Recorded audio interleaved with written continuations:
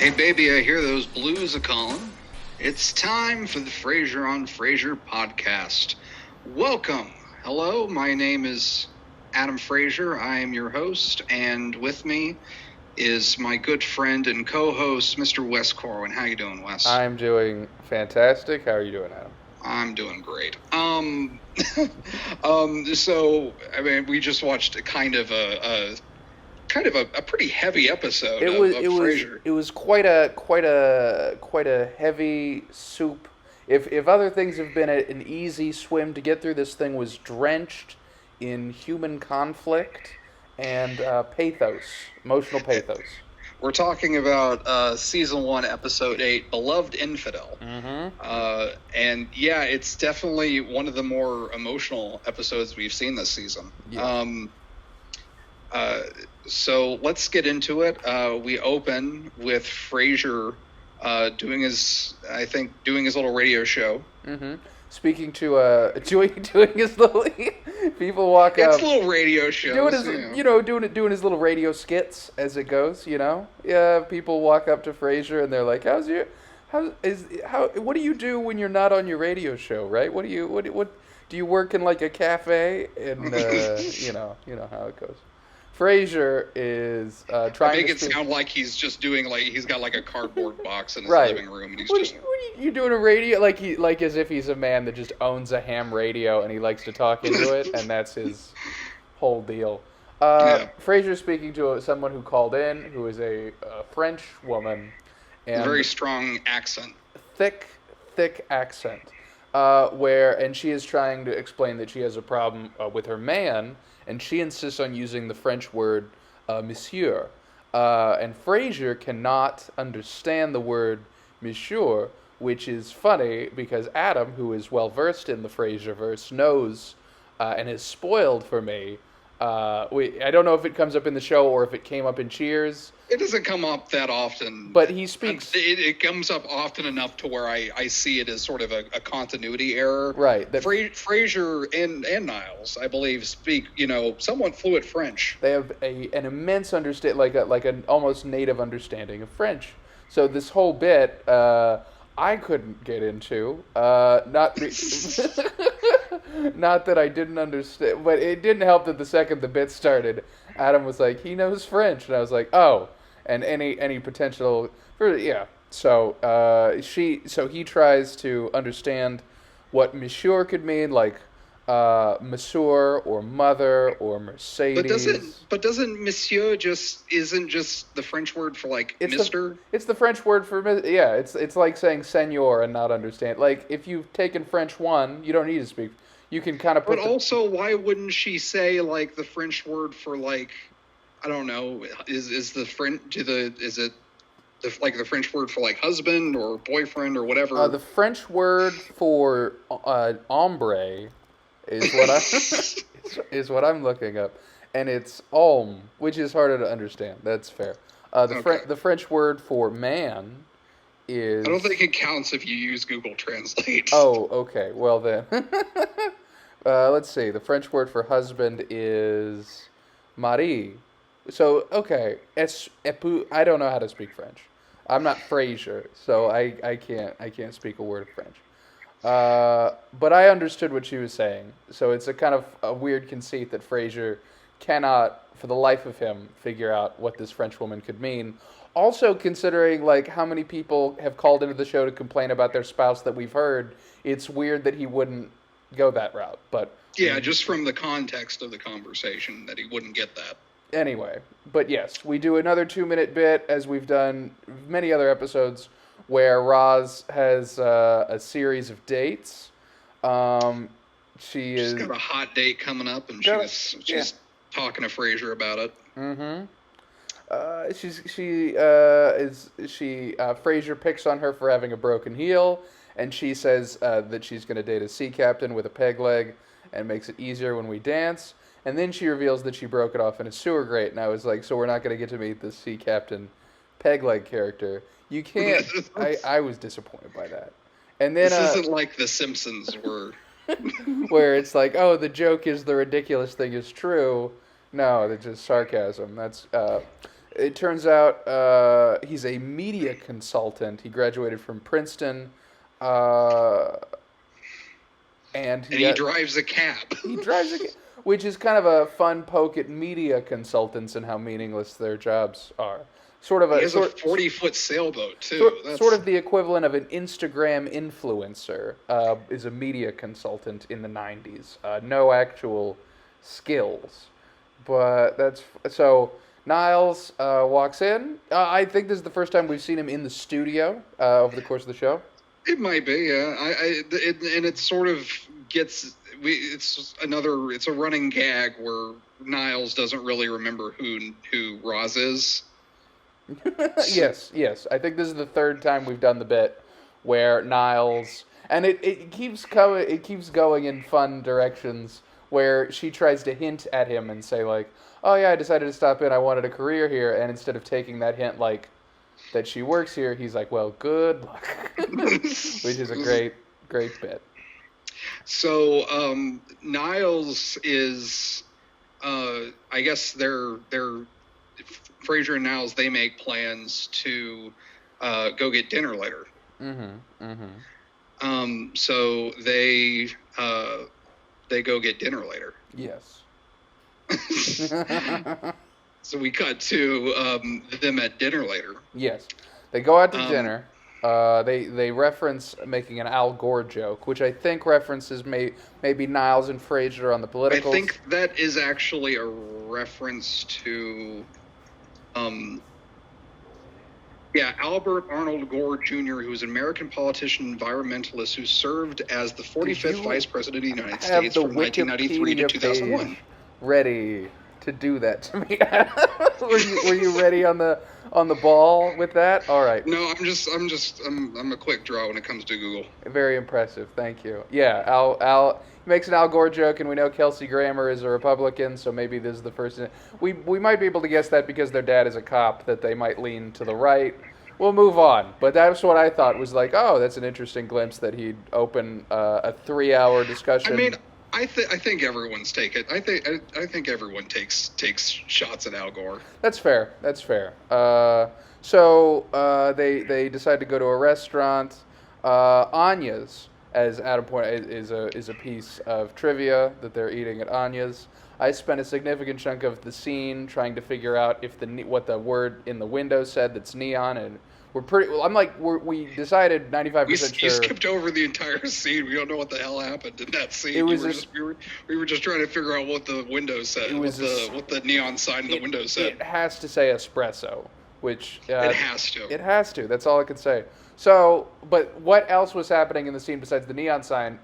They realize, Frazier and Niles, as they eat at this diner, that Martin is in the restaurant also, and he's got a woman eating with him, who they remember. He's supposed to be at Duke's. He always gets a drink with the guys. He always likes to go out with his cop buddies and have a couple sips of the old alcohol, and instead, he's clearly gone off to be with this woman, who, if it wasn't already a little suspicious, why would Martin lie? She proceeds to run to the bathroom weeping, and they speculate that he's quite the heartbreaker. He had a date. Their initial impression of the scene is that he is on a date, and he did not want Frazier and Niles to find out about it. Mm-hmm.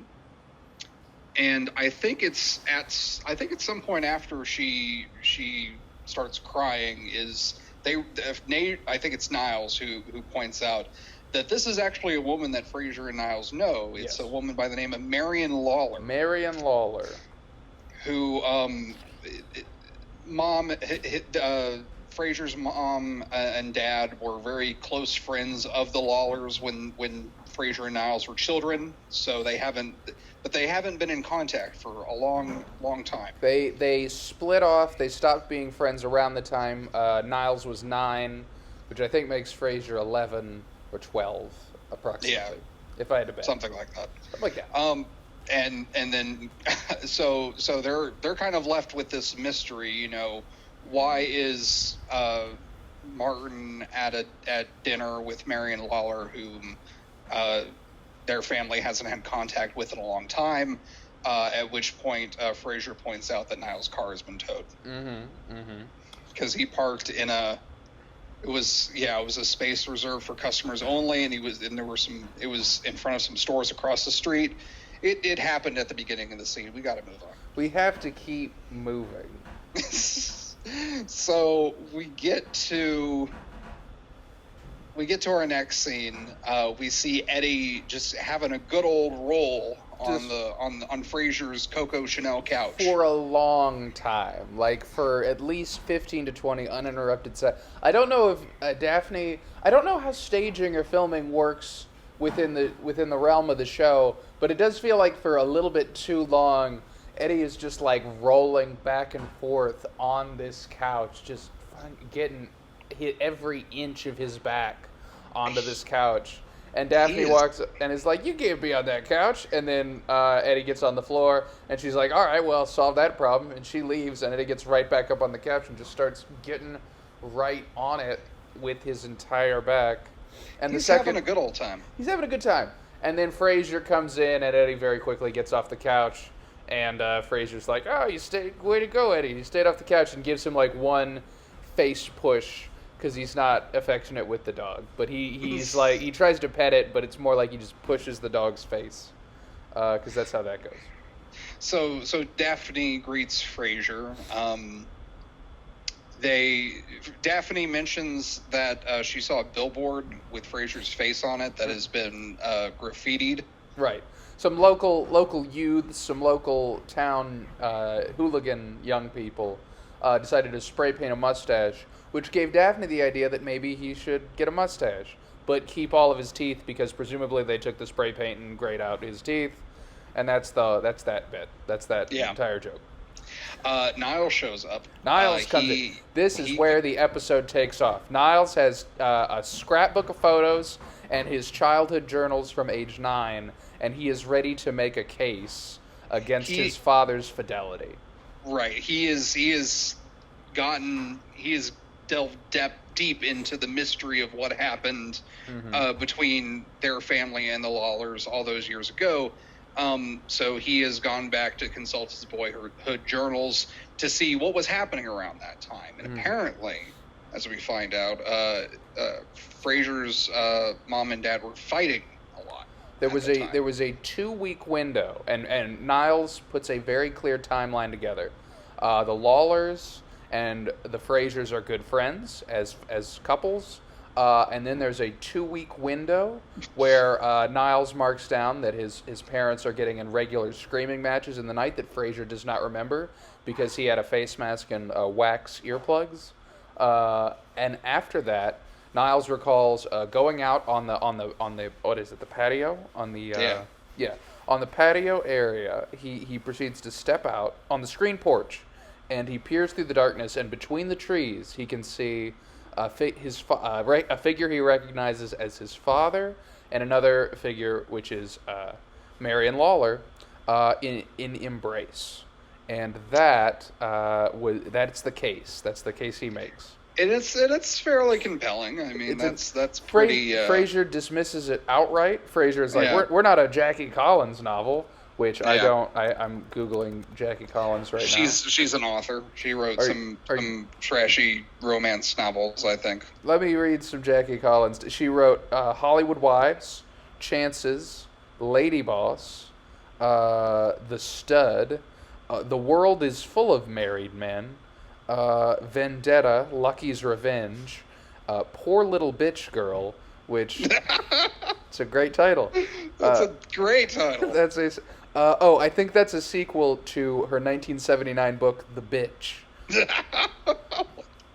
The World is Full of Divorced Women, Lovers and Gamblers, Married Lovers, and the third in the trilogy, The Stud and the Bitch. She's written a lot of books, and I'm sure all of them that's a crossover, isn't it? That is actually bitch. The bitch verse is overlaps a lot. It's I can't believe no one's taken advantage of the Jackie Collins verse, because I would love to see the stud and the bitch on the screen on the big silver Did they screen. make any movies? I looked at this earlier actually, and I couldn't find a lot of movies that have been based off her work. I think maybe some TV miniseries at the most. Yeah, 8 of her novels have been adapted for the screen, either as films or television miniseries. Let me see. Are there any other references to film? She tried acting in small parts. She wrote the screenplay for The World is Full of Married Men. She also released The Bitch, which is a sequel to The Stud, which was also made into a successful 1979 film. Yeah, The Bitch and The Stud are apparently actual movies. That's incredible. The film is considered to be soft porn, so that's probably why we haven't heard of any of this stuff. Hasn't breached the mainstream yet. Hasn't gotten there. No, I'm glad she made it. That's fun. So yeah, that was a little Jackie Collins history lesson for you. I'm glad we could get you in on that action, so you could understand that brief joke in Frasier. So Frasier, yeah, he dismisses this theory that Niles has, right? That Martin, that Martin cheated on Marion Lawler, or cheated with Marion Lawler on their mother. So he wants to shuffle it. He doesn't want to talk about it anymore. Niles insists he has a good case, and there are two directions they can go. Daphne suggests that they ask Martin and just like get rid of the whole let's go straight to the source. And instead, Niles wants to call Aunt Vivian, who keeps all of the Crane family secrets. She's the keeper of the Crane family skeletons. She's the gossip. She's known in the Crane family. She is known simply as the keeper. As the mouth. She's the lore keeper of the Crane family. She's the crypt keeper of the. she keeps the crypts. She takes. But she's better known as the mouth. Yes. She is in fact known as the mouth. So she will. They don't really want to call her because if they do, Frazier is afraid that she'll visit, and they do not want that. So they, but as they're like escalating and talking about what they can do, Martin just walks in, and Daphne brings up the fact that Martin's sons are investigating and speculating on his infidelity. And they look down at the floor, and it's a very good bit of physical comedy. They seem very ashamed, like two much younger men, children, dealing with their father. So Martin initially just. So Martin is like, this, and says, "This is ridiculous. This is a dumb. How did you think I had an affair 30 years ago? That's the dumbest thing. Kids are idiots. You kids are the dumbest people." And then Daphne said, "Oh, that's what I told him, that you'd never cheat." But then they said they were going to give Aunt Vivian a call, and he was like, "Could you please?" His whole face changes. He's in a very good bit of acting. John Maroney immediately goes to like Mahoney. Mahoney? I thought it was Maroney. No, it's Mahoney. It's Mahoney? Okay. John Mahoney. That's right. Don't look it up. Sorry, you're the Frazier expert. You know. What's John Mahoney's first name? Charles. Incredible, Adam. I can see your screen. That's a fair point. So Martin, John Mahoney, in a great bit of acting, goes from like, "This is you two knuckleheads," goes like, "Daphne, would you please excuse us?" She leaves, and he comes forward with a confession that he did have an affair. It happened a long time ago, and he's not proud of it, and he doesn't want to talk about it again. And then he had an affair with Marion Lawler. He doesn't say that. That's very important to say. He says, "I had an affair. It happened a long time ago, and it's not anything I'm proud of." He keeps it intentionally vague. What could it mean? So the next thing that happens, and we'll try to figure out what Dr. Shecky Crane means. I still don't. Yeah, I was confused. So the title card for the next scene is Dr. Shecky Crane. I don't know if there's a person named Shecky Crane. Well, there's a person on Twitter named Shecky Crane, but I don't think that's. I think that's unrelated. I don't think Twitter was around at the time that this episode aired. So I agree. So I know there's Shecky Green, who is famous... If you know the origins of Shecky Crane, please write into the Frazier on Frazier podcast. So Shecky Green who is an American comedian. There are a lot of comedy references in Frasier, or at least there was that one time Robert Klein popped in. He used to do a nightclub act. But I don't really know. He was just hysterical. Like he was mad. He kind of invented, I guess, having like a rambly, angry bit on stage. So I guess he invented that. I guess I don't know. That's what it's is like. He invented. Here's a quote from a review of one of his shows in Vegas. He invented a hysterical, free-form approach to comedy that the confines of a 5-minute television spot could not handle.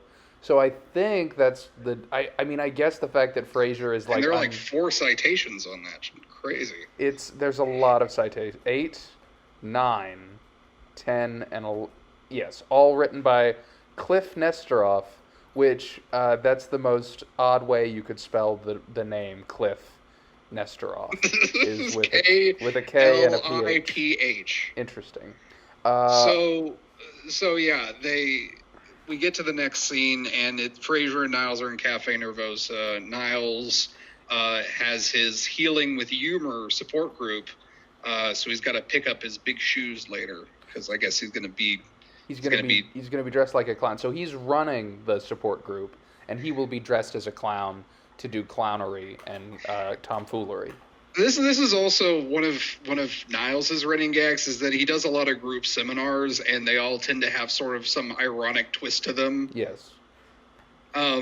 Which makes them funny. So yeah, that's going to come up again. Mm-hmm. But so yeah, Frasier is really struggling with, the idea that Martin cheated on their mother. Mm-hmm. Mm-hmm. So Niles is trying to explain that Niles again. Most of the time he's Frasier's calmer, but he usually has a calmer perspective. He's like they went on, they had a happy life, they clearly got over it. I don't know why you can't. And Frasier explains that he rationally should be able to handle. His job is to talk to people who exemplify human frailty all the time. He knows how to listen to somebody's problems and deal with it, but he can't. He's too close to it, so he can't imagine that.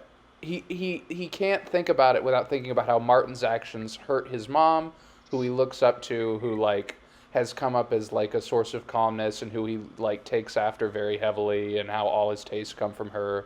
Very clearly loves her, so he has a. He also, I think this is the 4th or 5th time over the course of 8 episodes that he's yelled at a random person trying to grab a book on the bookshelf. Yeah, there's an extra in the background, and we know they're gonna do something with him because they focus on him for an odd amount of time, a good few seconds. Yeah, and it's also weird that just an extra would just walk up that close to a scene in the first place. Sure. Yes. If they weren't going to do something about it within the realm of a TV show, but also if it's just a cafe, and there's a bunch of books. Yeah, no. If this was real life, you wouldn't think anything of it. I can't believe Frasier hasn't been banned from this cafe because he's yelled at 5 people, including employees, which is wild. That's white privilege. So,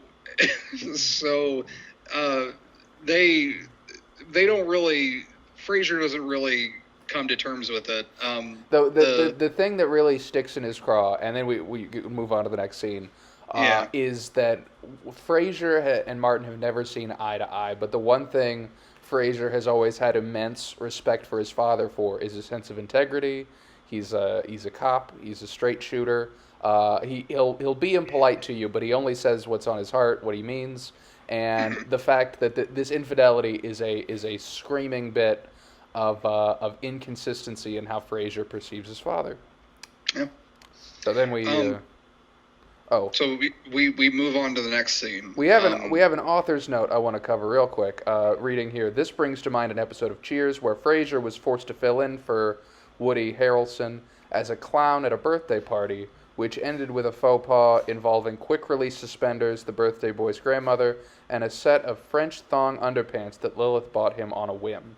This was written by Mike Lee, who I guess just gets to put stuff in the transcripts. I guess that's just his thing. I don't know. Did he write this episode? You better have. This is in reference to Niles wearing quick release suspenders for his Healing with Humor seminar. So sort of a callback to the Cheers verse. Again, much like the Marvel Cinematic Universe, you kind of have to know everything before and after and during. You have to have seen every Kirstie Alley movie, including It Takes Two, starring the Olsen twins. Really, Toothless? Toothless. You have to see Toothless. It all connects together. You have to watch all of The Good Place because Ted Danson is actually Sam Malone in that show. And if you don't, you're just missing out on all these references. So Frazier yells at Eddie because he's yelling at everyone. First of all, again, another thing about Eddie on the couch is they like. It feels like Frazier should just walk out, but he takes like a little while to get down the hallway because you hear footsteps coming, and then like I think he takes like a pause to adjust his coat. I don't know if he's leaving or coming, but Eddie is just on that couch, just like rubbing himself everywhere for a good 30 seconds. Yeah. And I know dogs. I love dogs. I've never seen a dog do that to a couch. Well, I'm sure he was doing it because the animal trainer told him to. Well, I believe Eddie's a method actor, so I don't know where he would have seen that, but I hope it was accurate to the character. That's what matters to me. So, big shock. So someone knocks at the door after Frazier's yelled at Eddie, and who could it be but Marion Lawler, who Frazier receives very coldly. Like, yeah, almost. I mean, I know he's upset and everything, but he's kind of rude to her. Oh, incredibly, very much so. Yeah. Yeah, she comes in and she wants to apologize for the other night when she sort of ran away crying when Martin and her were at the restaurant. She says, Martin's not there, so, Frazier kind of tries to wave her away, but she's like, oh, would you please give him my best? And then Frazier's like, oh, I think you've already done that. Which is a very catty thing to say to a presumably 60-year-old woman. But he invites her in, and they have a discussion. Well, he tells her, this is my father explained to me what happened. It was the first time that I'd ever heard about this. Mm-hmm. And Marion, apologizes, but then drops a bombshell. Right. He says, I know... She doesn't quite apologize. She says she's sorry, and she says, I know you're upset, but if it's any consolation, in time, your father and I forgave them.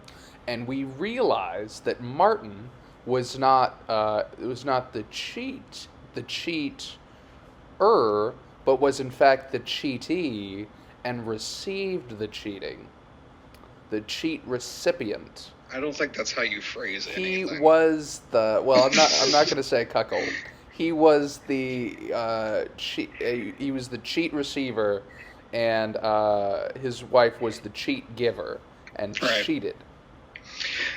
So of course, Frazier does kind of a 180. He's now he's upset, but he's upset for completely different reasons now. So he proceeds. So Marion proceeds to, and I'm not sure if she's ever going to come back as a character, but it does feel like she kind of plays Frazier a little bit. Like by the time she exits, he's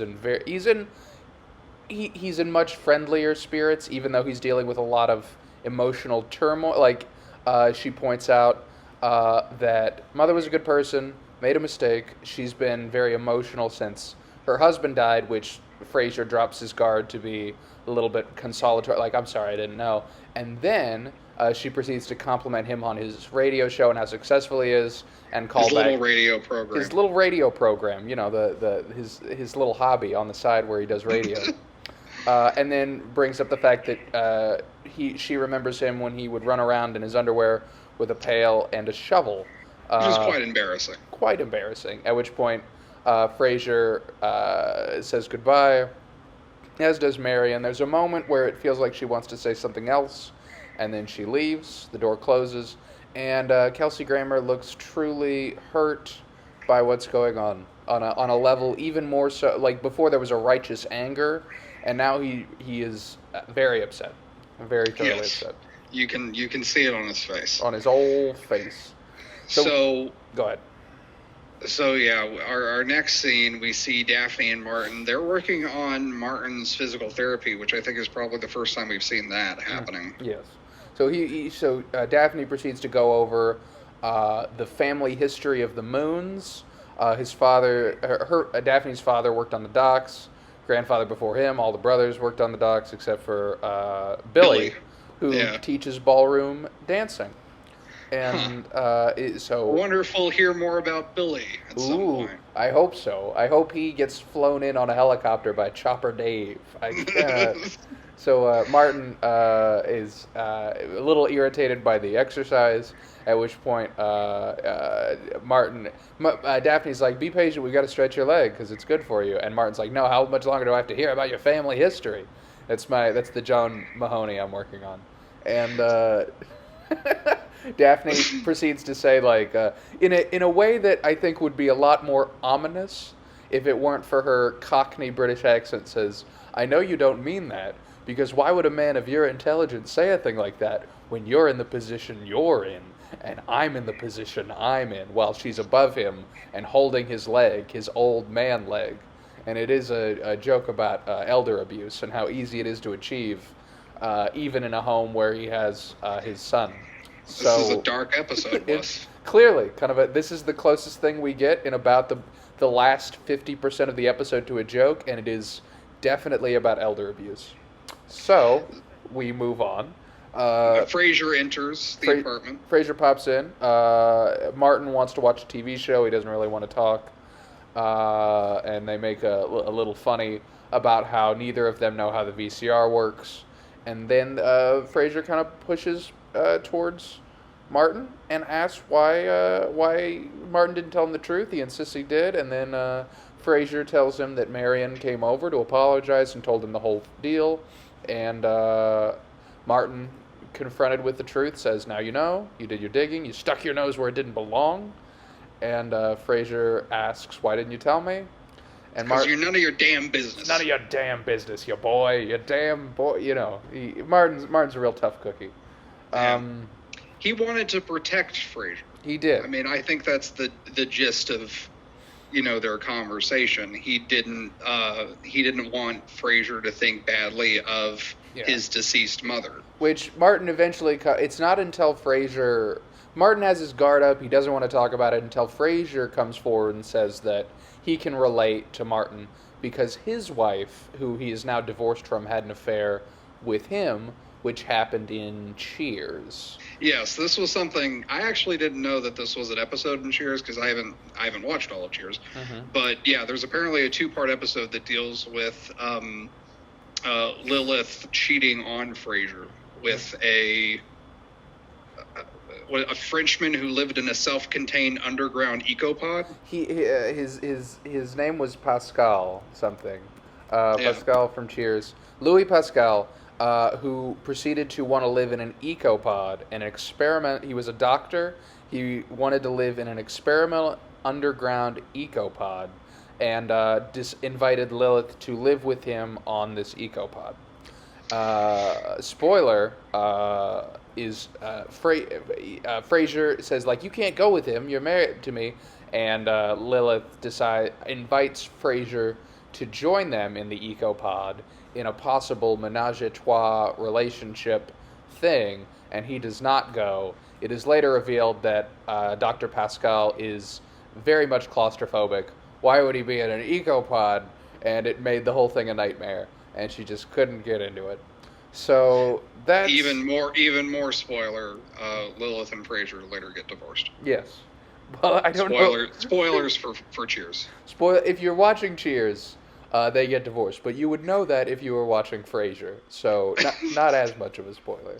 I'm assuming that there is some podcast going on right now where they're rewatching Cheers. So absolutely. We apologize if we've ruined that whole podcast for you. I really hope somebody decided in the middle of watching whatever Cheers they'd be like, hey, you know what? I want to watch episode 8 of a Frasier podcast. I'm sure nothing will possibly spoil my enjoyment of this Cheers podcast.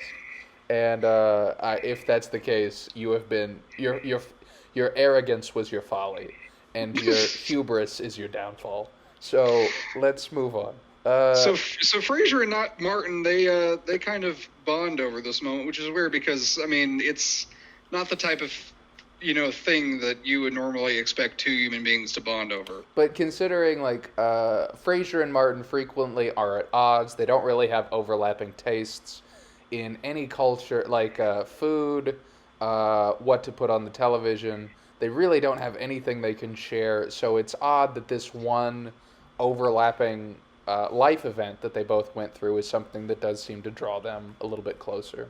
But that is character development for you. That is I think this is one of those moments that when we've gone through more, when we get to the end of the series, maybe we will look back on this moment as one of those key moments where Frazier and Martin really started bonding.